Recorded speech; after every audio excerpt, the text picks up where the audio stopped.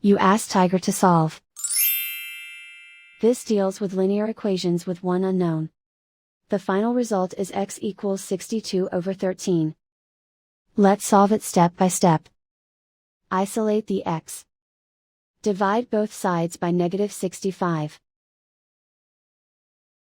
Cancel out the negatives. Simplify the fraction. Cancel out the negatives. Find the greatest common factor of the numerator and denominator. Factor out and cancel the greatest common factor. And so the final result is x equals 62/13.